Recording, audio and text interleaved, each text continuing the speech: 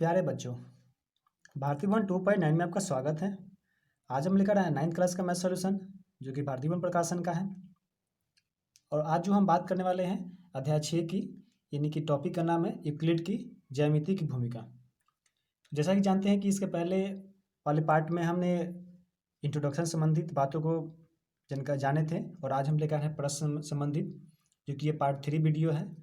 तो अगर आपने मेरे चैनल को सब्सक्राइब नहीं किए हैं तो सब्सक्राइब कर ले, ताकि इससे संबंधित जो भी हम वीडियो डालें वो आपके पास आसानी से पहुंच जाए। तो आइए चलते हैं हम अपने प्रश्नों की तरफ। देखिए, प्रश्न संख्या 1 नंबर दिया हुआ है। इसमें कहा जा रहा है कि रिक्त स्थानों की पूर्ति करें, जो कि प्रश्न संख्या ए में है कि किसी सरल रेखा पर डैश बिंदु होते हैं, यानी किसी सरल रेखा पर, जैसे कि मान लीजिए कि हम एक सरल रेखा खींचते हैं, ठीक, तो इस पे कितने बिंदु हो सकते हैं। देखिए, एक सरल रेखा पर हम कहें तो अनंत बिंदु हो सकते हैं। जैसे कि देखिए, बिंदु से ही एक सरल रेखा का निर्माण होता है। अगर बिंदु को हम पास पास इसको रखें तो एक हम कह सकते हैं एक सरल रेखा का निर्माण होगा, अर्थात इसका जो उत्तर हो जाएगा अनंत हो जाएगा, ठीक, यानी कि अनंत इसका उत्तर हो जाएगा ए का। आइए 2 नंबर देखिए। 2 नंबर में है कि किसी बिंदु से डैश सरल रेखाएं खींची जा सकती है। जैसे कि यहाँ पे किसी बिंदु है, तो ये इस बिंदु से हम कितनी सरल रेखाएं खींच सकते हैं। तो देखिए, एक बिंदु से तो हम ऐसे सरल रेखा खींच सकते हैं, फिर हम ऐसे खींच सकते हैं, फिर हम इस तरह से खींच सकते हैं। अर्थात अगर हम कहें कि अनंत खींच सकते हैं, तो इसका बी नंबर का जो आंसर हो जाएगा, बी नंबर का भी अनंत ही हो सकता है। इस पर आप कितना भी चाहे उतना आप इस बिंदु पे रेखाएं खींच सकते हैं, ठीक। तो इसका बी नंबर का भी आंसर जो है अनंत हो जाएगा। अब देखिए सी नंबर कि दो भिन्न भिन्न रेखाएं अधिक से अधिक डैश बिंदु पर प्रतिच्छेद करती है।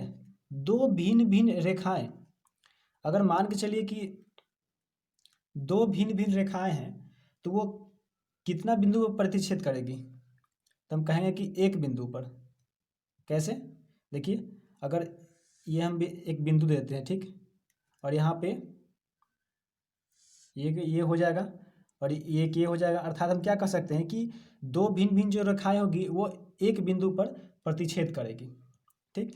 उसी तरह से देखिए, यानी कि इसका सी का उत्तर हो जाएगा एक एक।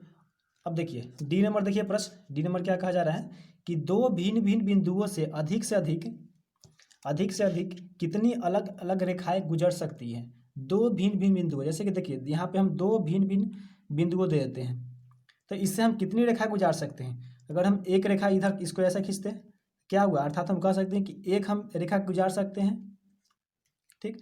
अगर मान के चले कि अगर हमको इस तरह से खींचना है, तो हम क्या, अगर इस तरह से गुजारेंगे तो दो भिन्न बिंदु, यानी कि एक बिंदु तो ये हो गया और एक बिंदु, देखिए एक बिंदु तो ये हो जाएगा और एक बिंदु ये हो जाएगा। अर्थात हम क्या कर सकते हैं कि दो भिन्न भिन्न बिंदुओं से अधिक हम एक ही रेखा गुजार सकते हैं। फिर से देख लीजिए, ये दो भिन्न बिंदु हो गया, इससे अगर हम कोई रेखा गुजारते हैं तो एक ही रेखा गुजर सकता है, ठीक। तो इसका आंसर डी का हो जाएगा एक, यानी कि डी का उत्तर हो जाएगा एक। आइए अब चलते हैं 2 नंबर प्रश्न की तरफ।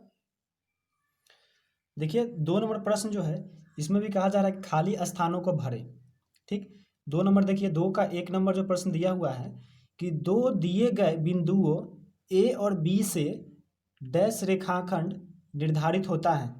यहाँ पे दो दिए गए बिंदु है, अर्थात ए और बी। यहाँ पे हम दो बिंदु देते हैं, जैसे कि एक बिंदु ये हो गया और एक बिंदु ये हो गया। अगर इसको हम ए कहें और इसको हम बी कहें, तो अब पूछा जा रहा है कि डैश रेखाखंड निर्धारित होता है, कितना रेखाखंड निर्धारित होता है। अगर हम इससे रेखा अगर खींचे, एक रेखा खींचते हैं, इससे रेखा खींचते हैं, तो अर्थात क्या हो सकता है, हम कह सकते हैं कि दो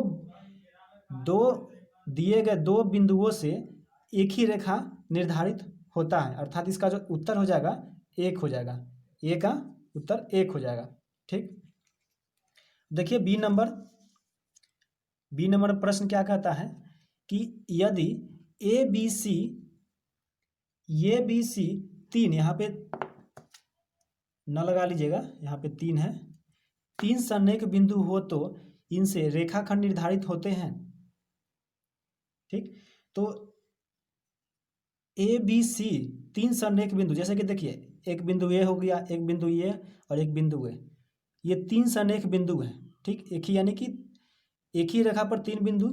तो इससे पूछा जा रहा है कि इनमें से कितने रेखाखंड निर्धारित हो सकते हैं। जैसे कि इसका हम नाम दे दें, इसका नाम अगर हम देते हैं ए बी सी, तो देखिए एक रेखाखंड ए बी क्या हो जाएगा, ए बी एक, फिर बी सी एक, बी सी एक, ठीक, और एक हो जाएगा, देखिए एक तो ये हो गया ए बी, और एक बी सी हो गया, और एक सी डी हो जाएगा, यानी कि सॉरी ए सी हो जाएगा, ए सी, यानी कि एक इसका हो गया। अर्थात हम क्या कर सकते हैं कि ए बी सी पर हम 3 सनेख बिंदु, 3 सनेख रेखा हम निर्धारित कर सकते हैं। तो इसका जो उत्तर हो जाएगा बी नंबर का, बी का उत्तर 3 हो जाएगा।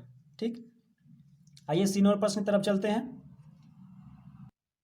देखिए सी नंबर जो प्रश्न है इसमें कहा जा रहा है कि यदि बी रेखाखंड ए सी का आंतरिक बिंदु हो और बी सी बराबर 6 सेंटीमीटर, ए सी बराबर 10 सेंटीमीटर हो तो रेखाखंड ए बी की लंबाई बताएं। देखिए बी रेखाखंड ए सी की आंतरिक बिंदु, कहने का अर्थ कि एक रेखा है, ये हम रेखा ले लिए, ये हो गया। बोला जाए कि बी रेखाखंड ए सी के आंतरिक बिंदु, ए सी के जो आंतरिक यानी कि ए होगा, ये सी हो जाएगा, और आंतरिक कहने का बीच में एक, इसके अंदर में बी होगा। ठीक, तो हमें क्या यहाँ पे दिया हुआ है कि बी सी बराबर 6 सेंटीमीटर है, यानी कि बी सी दिया हुआ है 6 सेंटीमीटर और ए सी दिया हुआ है 10 सेंटीमीटर, यानी कि पूरा का जो पूरा ये भाग है ना, ये 10 सेंटीमीटर दिया हुआ है। तो हमें ए बी का मान निकालने के लिए कहा जा रहा है। देखिए ये ए सी तो हमें पूरा दिया हुआ है 10 सेंटीमीटर, ठीक, तो हम, और बी सी दिया हुआ है 6 सेंटीमीटर, हमें इसी का तो मान निकालने के लिए कहा जा रहा है। अर्थात हम क्या कर सकते हैं कि A C minus A B, A C minus अगर हम बी सी कर देते हैं तो ए बी का मान निकल जाएगा। देखिए यहाँ पे, यानी कि A C minus B C बराबर क्या हो जाएगा, यानी कि अगर देखिए ए सी कितना है 10 सेंटीमीटर माइनस बी सी कितना है 6 सेंटीमीटर, यानी कि ए बी का हम मान निकाल रहे हैं, तो क्या हो जाएगा, यानी कि ए बी का जो मान निकल के आएगा 4 सेंटीमीटर। तो मेरा जो उत्तर हो जाएगा 4 सेंटीमीटर, इसमें आप 4 सेंटीमीटर भर लीजिएगा। आइए डी नंबर प्रश्न की तरफ चलते हैं। डी नंबर देखिए, डी नंबर प्रश्न जो कहा जा रहा है इसमें कि यदि ए और बी दो बिंदु इस प्रकार हो कि D D into A B बराबर 0 हो तो ए और बी बराबर क्या होंगे, तो ए और बी बराबर जो होंगे समपाती होंगे। ठीक है, तो इसका आंसर लिख लीजिएगा, समपाती हो जाएगा, यानी डी का जो उत्तर हो जाएगा समपाती। ठीक, समपाती इसका उत्तर हो जाएगा। अब देखिए ई नंबर प्रश्न देखिए, ई नंबर में कहा जा रहा है कि यदि सरल रेखाएं एल और एम समानांतर होगी यदि दोनों उभयनिष्ठ बिंदुओं की संख्या डैश हो तो, यानी कि एल और एम समानांतर, कहने का अर्थ कि एल और एम, यहाँ पे हम एल कोई रेखा ले लेते हैं, एल और एम यहाँ पे, ठीक, एल और एम कोई रेखा है। ठीक, यदि दोनों दो रेखाएं बोली जा रही है तो यदि दोनों उभयनिष्ठ बिंदुओं की संख्या की, उभयनिष्ठ करने का अर्थ यही है कि वैसी रेखा जो एक बिंदु पर कटती है। अर्थात अगर हम एल और एम रेखा लेते हैं तो देखिए ये बिंदु यहाँ पे कट रही है। ठीक, तो यहाँ पे क्या कहा जा रहा है कि उभयनिष्ठ बिंदुओं की संख्या क्या हो जाएगी, यानी कि उभयनिष्ठ बिंदुओं की संख्या अर्थात 0 हो जाएगी। ठीक है, तो इसका उत्तर जो हो जाएगा वो 0 हो जाएगा। ठीक, इसका उत्तर 0 लगा लीजिएगा। देखिए 3 नंबर प्रश्न देखिए इसमें कि 3 नंबर जो प्रश्न इसमें कहा जा रहा है कि यदि एल इंटू ए बी कोई रेखाखंड है, ए बी रेखाखंड ए बी की लंबाई को व्यक्त करता है तो रिक्त स्थानों की इस प्रकार भरे कि कथन सत्य हो। जैसे कि देखिए ये प्रश्न में दिया हुआ है कि ए बी बराबर कोई लंबाई है, लंबाई यानी कि ए बी बराबर लंबाई ए सी प्लस कितना, ए सी प्लस की इसमें हम कितना जोड़े ताकि ए बी के बराबर हो जाए। जैसे कि देखिए कोई लंबाई है, जैसे कि लंबाई ये ए है, ए बी है, ये हो जाएगा और ये ए बी हो जाएगा। ठीक, यहाँ पे देखिए बीच में सी भर दिया जा रहा है, सी यानी कि ए सी प्लस, अर्थात सी तो यहाँ पे होगा, ये ए बी, जब ए बी पूरा है यानी कि पूरा ए बी है तो बोला जाए कि ए सी यानी कि ए सी प्लस किसके बराबर होगा, अर्थात ए सी तो ये हो गया, यानी कि ए बी ये होगा तभी तो ए बी के बराबर, यानी कि ए बी बराबर ए सी तो ये हो गया, यानी कि ये सी है तो यहाँ पे ए सी हो गया, तो क्या होगा, यानी कि AC प्लस CB। तो यहाँ पे जो आंसर उत्तर जो होगा यहाँ पे CB हो जाएगा। ठीक, तो 3 का जो उत्तर हो जाएगा इसका CB, यानी कि CB यही उत्तर हो जाएगा। ठीक, तो आइए 4 नंबर प्रश्न देखते हैं। देखिए 4 नंबर प्रश्न में यहाँ पे कहा जा रहा है कि रिक्त स्थानों को भरें, खाली स्थानों को भरें। ठीक, तो जैसा कि आप देख रहे हैं खाली स्थानों को भरें, ये में प्रश्न ए में दिया हुआ है कि एक समकोण में डैश अंश होते हैं। सीधे आप समझिए कि अगर कोई कोण समकोण बना रही है तो समकोण अर्थात कहने का क्या अर्थ निकलता है कि वो कोण 90 डिग्री का होगा।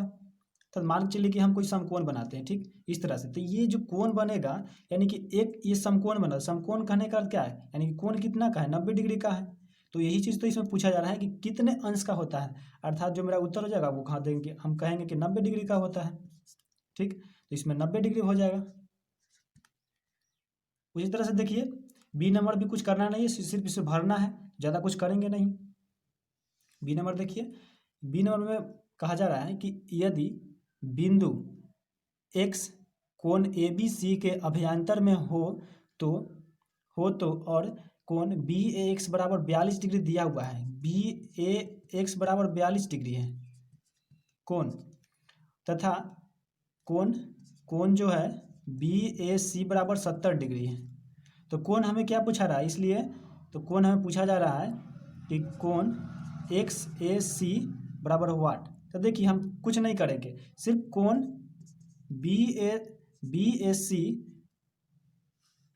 क्या करेंगे, कोण BAC माइनस कोण BAX को माइनस कर देंगे, अर्थात 70 माइनस क्या हो जाएगा 42, अर्थात जो मेरा मान निकल के आएगा वो 28, और यही मेरा उत्तर हो जाएगा। इसमें कुछ करना नहीं, सिर्फ भरना है। आइए देखते हैं नेक्स्ट प्रश्न को, यानी कि प्रश्न संख्या 5 नंबर है। 5 नंबर देखिए, इसमें भी कहा जा रहा है कि रिक्त स्थानों को भरें। ठीक, देखिए प्रश्न A5 का ये है कि यानी कि खाली स्थानों को भरें, ए में दिया हुआ है। ये को अगर हम देखें तो ए में कहा जा रहा है कि x डिग्री वाले कोण का पूरा कोण बराबर डैश और संपूरक कोण बराबर डैश। तो देखिए पूरा कोण कहने का अर्थ क्या है, पूरा कोण किसे कहते हैं, यानी कि वैसा कोण जिसके दोनों कोणों की मापों का योगफल 90 डिग्री हो। ठीक, उसे हम पूरा कोण कहेंगे। तो पूरा कोण यानी कि x डिग्री के सापेक्ष में पूछ रहा है हमें पूरा कोण का, तो हम क्या कर सकते हैं, यानी कि 90 डिग्री, ये तो लिखेंगे 90 डिग्री माइनस x डिग्री, तभी तो x डिग्री के सापेक्ष में पूछ रहा है, यानी कि ये पूरा कोण हो जाएगा। वही चीज़ इसमें देखे बराबर पूछ रहा है, यानी कि ये हो जाएगा। इसमें वही पूछा जा रहा है संपूरक कोण। संपूरक कोण का मान क्या होता है कि यदि दोनों कोणों का माप, दो कोणों का माप अगर 180 डिग्री पूरता है तो उसे हम संपूरक कोण कहेंगे। जैसे कि देखिए यहाँ पे संपूरक कोण है, तो हमें संपूरक जानते हैं कि 180 डिग्री होता है दो कोणों का माप। ठीक, अर्थात इसका क्या हो जाएगा, यानी कि 180 डिग्री माइनस x डिग्री। हम ऐसा इसलिए किए क्योंकि हमें x डिग्री के सापेक्ष में पूछा जा रहा है। ठीक है, इसलिए हमें ये करना पड़ेगा। ठीक, फिर भी कोई कन्फ्यूजन है तो दूसरे प्रश्न में आपका कन्फ्यूजन दूर हो जाएगा। आइए समझते हैं 2 नंबर प्रश्न को। बी नंबर जो है, देखिए बी नंबर में कहा जा रहा है कि 22 डिग्री के कोण का पूरा कोण बराबर क्या है और संपूरक कोण बताएं। तो देखिए 22 डिग्री के यहाँ पे सापेक्ष में पूछा जा रहा है, तो हम जानते हैं कि पूरा कोण, यानी कि अगर बी नंबर देखिएगा यहाँ पे, तो पूरा कोण का मान हम जानते हैं कि दो कोणों का मान का योग 90 डिग्री होता है। ठीक, और हमें 22 डिग्री के सापेक्ष में पूछा जा रहा है, तो यहाँ पे 22 डिग्री कर देंगे, यानी कि माइनस जब करेंगे तो यहाँ पे कितना माइनस मान निकल कर आएगा, जब इसको घटा अंतर कीजिएगा तो 68 डिग्री निकल कर आएगा। ठीक, ये हो गया, यानी कि इसका उत्तर यानी कि इसका 68 डिग्री हो जाएगा। वही देखिए वही संपूरक कोण में पूछा जा रहा है, तो संपूरक कोण में हम क्या करेंगे, यानी 22 डिग्री के सापेक्ष में, तो हम जानते हैं कि संपूरक कोण में यानी कि दो कोणों के योगफल जो होता है 180 डिग्री, यानी कि 180 डिग्री माइनस क्या 22 डिग्री यहाँ पे दिया हुआ है, तो 22 डिग्री हम लेस कर देंगे, घटाओ 22 डिग्री, यानी कि क्या निकल कर आएगा, जब इसको अंतर कीजिएगा तो 100 0 में से 8 यानी कि 158 डिग्री जो इसका मान निकल कर आएगा, और यही आपका उत्तर हो जाएगा संपूरक कोण का। ठीक, आइए अब चलते हैं सी नंबर प्रश्न की तरफ। सी नंबर प्रश्न देखिए कि 75 डिग्री के कोण का संपूरक कोण बराबर कितना होगा और पूरा कोण बताना है। तो हम जानते हैं कि समपूरा कोण अर्थात क्या, इसके दो कोणों का योग 180 डिग्री पूरता हो, 180 डिग्री, और हमें 75 डिग्री के सापेक्ष में पूछा जा रहा है, यानी कि माइनस का कर देंगे 75 डिग्री। तो मान जो निकल के क्या आएगा, यानी कि जब इसको अंतर कीजिएगा तो 105 इसका मान, यानी कि 105 डिग्री इसका हो जाएगा संपूरा कोण का। फिर इसमें पूछा जा रहा है कि सी में ही कि पूरा कोण का, पूरा कोण यानी कि 90 डिग्री माइनस 75, यानी कि इसको अंतर कीजिएगा तो 15 डिग्री, यही मेरा उत्तर हो जाएगा। उसी तरह से आपका 50 डी नंबर भी प्रश्न है। डी नंबर देखिए, डी नंबर 50 डिग्री सापेक्ष में पूछा जा रहा है, यानी कि ना एक समपूरा कोण है, तो समपूरा कोण यानी कि 180 माइनस 50 बराबर 130 हो जाएगा, 30 डिग्री। और फिर पूछा जा रहा है पूरा कोण, यानी कि 90 डिग्री माइनस 50 बराबर क्या हो जाएगा, यानी कि 30 डिग्री, यानी ये 130 है और ये 30 हो जाएगा, नहीं सॉरी यहाँ पे 40 हो जाएगा, क्योंकि 50 लेस कर रहे हैं ना, तो 40 डिग्री हो जाएगा ये, बस इसका उत्तर आ गया। उसी तरह से देखिए ई नंबर भी, ई नंबर को भी कुछ करना नहीं है कि वह कोण जो अपने समपूरा कोण के बराबर है, कितने डिग्री का होगा, तो वह कोण जो अपने समपूरा कोण के बराबर होगा, अर्थात क्या हो जाएगा 90 डिग्री हो जाएगा, जो समपूरा कोण के बराबर होगा, यानी कि दो कोण है तो 90 90 यानी कि 180 हो जाएगा। ठीक, एफ नंबर प्रश्न देखिए, एफ नंबर जो प्रश्न कहा जा रहा है इसमें कि यदि दो पूरक कोण आपस में समान हो तो प्रत्येक कोण क्या होंगे, यदि दो पूरक कोण आपस में समान हो तो, ठीक, यदि दो पूरक कोण आपस में समान, पूरक कोण अर्थात 90 डिग्री का होता है। अब जब 90 डिग्री बराबर, जब दो कोण यहाँ पे दिया जा रहा है, यानी कि एक कोण 45 डिग्री का होगा, तभी तो दो कोण मिलाकर 45 डिग्री, यानी कि ये 90 डिग्री पूर्ति होगा। यानी कि देखिए यहाँ पे 90 डिग्री है, अर्थात एक कोण हो जाएगा 45 डिग्री का और दूसरा कोण हो जाएगा 45 डिग्री, दोनों समान है, तभी तो 90 डिग्री का होगा।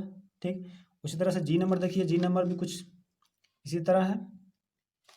देखिए जी नंबर कि वह कोण जो अपने संपूरक कोण का दुगुना है, कितने डिग्री का होगा, वह कोण जो अपने संपूरक कोण का दुगुना है, अर्थात क्या हो जाएगा, यानी कि जी का जो उत्तर हो जाएगा इसका 45 डिग्री हो जाएगा।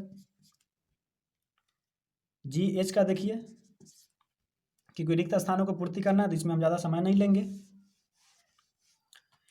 एच नंबर देखिए, यदि दोनों कोणों का योग एक समकोण अर्थात 180 डिग्री हो तो उन्हें डैश कोण कहेंगे।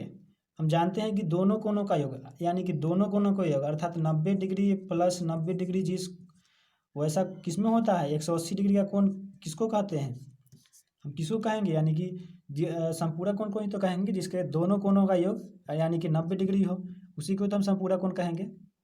ठीक, देखिए आई नंबर जो प्रश्न कहा जा रहा है इसमें, यदि दो कोणों का योग समकोण है, अर्थात 180 डिग्री के हो तो 180 डिग्री के हो तो हम उसे क्या कहेंगे, देखिए दोनों प्रश्न में, यानी कि इसमें 90 डिग्री होगा, अर्थात 90 डिग्री का हो तो दो कोणों का योग 90 डिग्री, इसमें इसको पहले वाले प्रश्न को इसको चेंज कर लीजिए, मिस प्रिंटिंग हो गया है इसमें।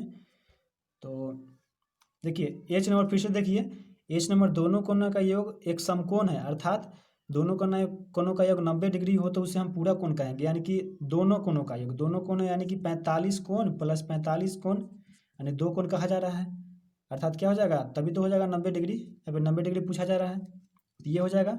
फिर देखिए उसी तरह से आई नंबर जो प्रश्न है, यदि दो कोणों का योग दो समकोण कोण, यानी दो समकोण कोण कहने का क्या अर्थ निकलता है, दो समकोण यानी कि एक 90 डिग्री प्लस दूसरा भी 90 डिग्री का होगा, दोनों को जोड़िएगा तो 180 डिग्री प्राप्त होगा, अर्थात 180 डिग्री क्या कहते हैं, हम संपूरक कोण कहते हैं,